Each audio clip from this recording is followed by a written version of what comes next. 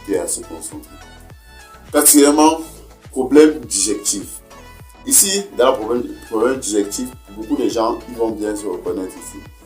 Quand on dit problème digestif, quand on consomme trop de sel, vous devez comprendre que dans notre corps, il y a des bactéries.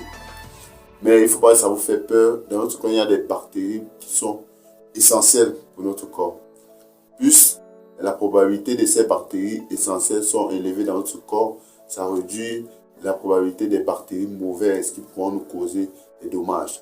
Mais maintenant, quand on consomme aussi trop de sel, ça provoque aussi une réaction entre ces bonnes bactéries. Et ces bonnes bactéries-là travaillent aussi beaucoup et ils forment des trucs qu'on appelle des gaz. Ça va vous provoquer un temps, vous aurez des ballonnements de gaz provoqués à cause de ces bactéries-là. Mais ces bactéries-là, ça va passer, ils vont vous déranger, c'est que la consommation de sel que vous consommez élevée, ça les pousse à travailler aussi beaucoup, à fonctionner à cette partie-là, à travailler aussi beaucoup, et ça cause des gaz. Et ces gaz-là sont élevés. Vous allez voir un temps, vous aurez des ballonnements. Les ballonnements, c'est quand votre corps, les intestins sont pleins de gaz. Si les intestins sont pleins de gaz, ça ne peut pas rester dans le ventre. C'est comme ça vous allez voir maintenant, ça va sortir.